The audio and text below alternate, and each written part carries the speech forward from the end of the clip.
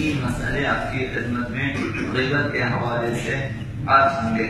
تو آج کا پہلا مسئلہ یہ ہے کہ غیبت محقق ہونے کے لیے کہ اگر آپ پوچھیں کہ غیبت در واقع کس طرح ہوتی ہے تو شرعی اور فقہی جو اصطلاح میں غیبت محقق ہونے کے لیے ایک شرط یہ ہے کہ کوئی سننے والا ہو اور کہنے والا غیبت کرنے والا سمجھانے کے موڈ میں ہو، سمجھانے کی حالت میں ہو اور خبر دینے کی حالت میں ہو کہ ایک شخص خبر دے رہا ہے، دوسرے کو سمجھا رہا ہے اور وہ سن رہا ہے،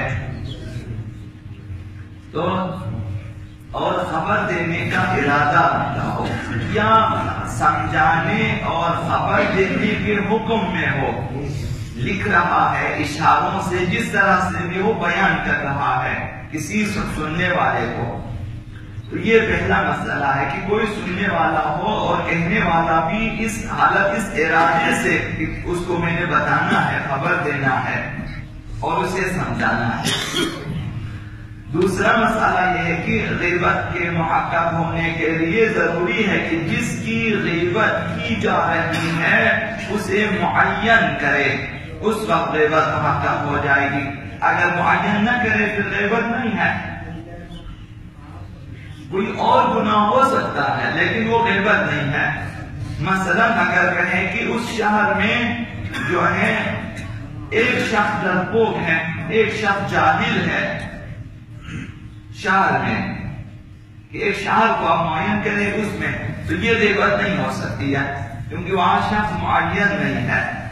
اسی طرح اگر کسی خاندان کے ایک فرد کو معین کیے بغیر اس کی غیبت کرے، مثلا کہیں کہ خاندان زید میں ایک شخص ڈرپوک ہے، ایک شخص جاہل ہے، ایک شخص اس طرح سے ہے۔ اب چونکہ خاندان زید میں سے کوئی شخص معین نہیں ہوا تو غیبت نہیں ہے، لیکن اس خاندان کی اگر توہین ہو جاتی ہے تو اس حوالے سے یہ فعل حرام ہے، گناہ کیا ہے، کیونکہ خاندان کی بے حرمتی کی ہے یا حد حرمت کیا ہے، اس وجہ سے یہاں، لیکن غیبت نہیں ہے۔ تیسرا مسئلہ یہ ہے کہ غیبت کرنے والے کو چاہیے کہ اپنے کام سے فوراً پشیمان ہو جائے، فوراً پشیمان ہو جائے کہ میں نے غلط کام کیا ہے اور پھر فوراً توبہ کر لے۔ سب کو معلوم ہے کہ توبہ گناہ کے بعد واجب فوری ہے، فوراً توبہ کرنا واجب ہے، فوراً اگر اس لمحے ہم نے توبہ نہ کیا اگلے لمحے پھر فوراً واجب ہے، یہ فوراً باقی رہتا ہے جب تک توبہ نہ کرے۔ اور چونکہ فوری ہے اور اگر ہم نے فوریت کا لحاظ نہ کیا تو اس وجہ سے بھی گناہ ہے کہ اس نے ایک واجب میں تاخیر کی ہے، توبہ واجب تھا اور اس نے تاخیر کی، اب تاخیر کا گناہ ہے۔ اگر کوئی مفسدہ نہ ہو توبہ کرنے کے بعد، اگر کوئی مفسدہ نہ ہو، کوئی خرابی پیش نہ آتی ہو تو جس کی غیبت کی گئی ہے اس سے حلالیت بھی طلب کرے یا اس کے لیے استغفار کرے۔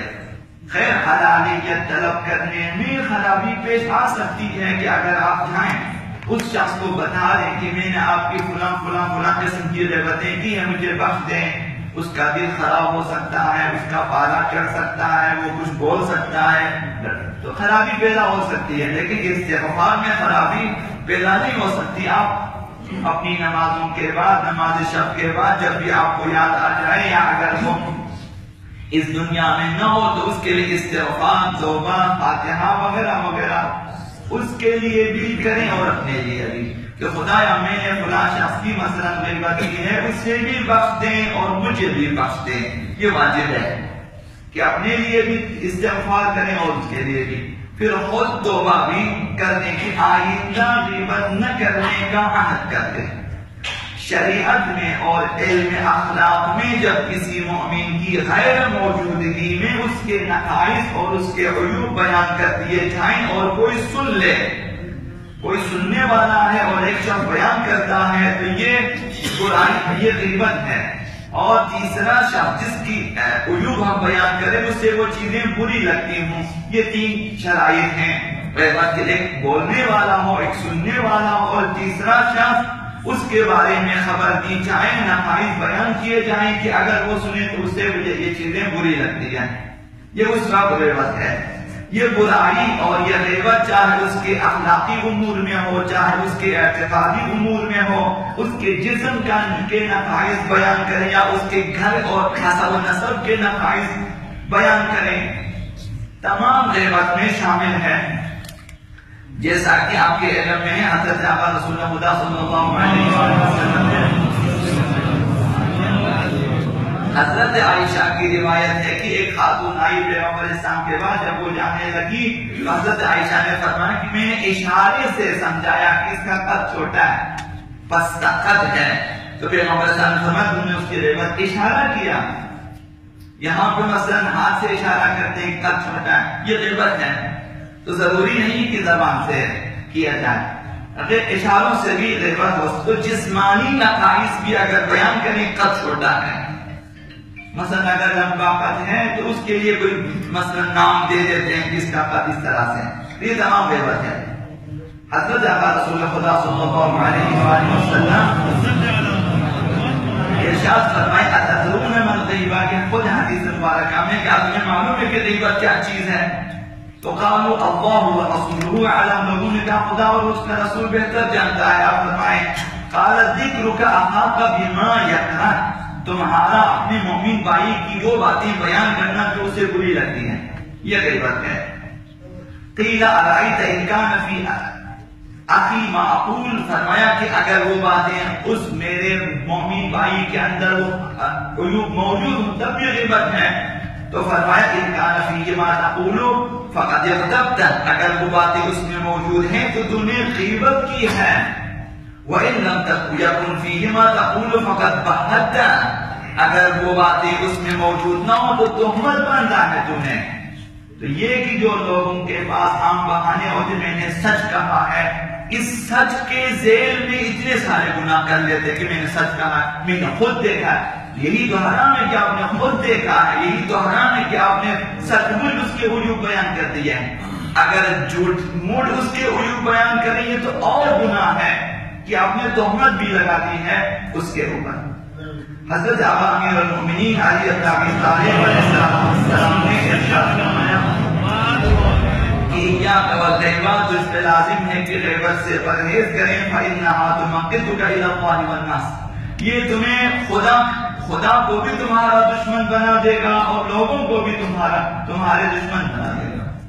غیبت ایسی چیز ہوتی ہے تجھے خدا اور لوگوں کا دشمن بنا دے گا. وَتُحْبِطُ أَجْرَكَ، اور تمہارے اعمال کے اجر کو ضائع کر دے گی.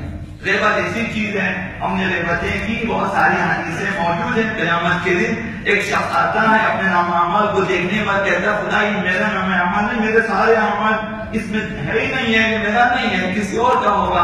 خداوند نے مجال فرماتا ہے تمہارا خدا بھولتا نہیں ہے، تمہارا خدا غلطی نہیں کرتا، تم نے غیبت کی تھی، تمہارے سارے اعمال اس کے کھاتے میں گئے. تو وہ شخص جس کے کھاتے میں گئے وہ بھی انکار کر خدا یہ سارے اعمال میں نے نہیں کیے، غلطی سے مثلا میرے نام اعمال میں آ گئے ہیں. اس وقت خداوند فرماتے یہ اس کے اعمال ہیں کہ اس نے تمہاری غیبت کی تھی، اس وجہ سے تمہارے نام اعمال میں لکھے گئے ہیں. تو ہمارے اعمال بھی ضائع ہو جاتے ہیں. تو خوش نہ ہو جائے کہ ہم نے اتنی ساری نمازیں، اتنے سارے روزے، اتنے سارے حج، اتنی ساری زیارتیں کی ہیں. اگر ہم نے غیبتیں کی ہیں تو پھر ہمارے اعمال اس کے کھاتے میں جا سکتے ہیں. بسم العظیم الاعظم العز الجل الاکرم یا اللہ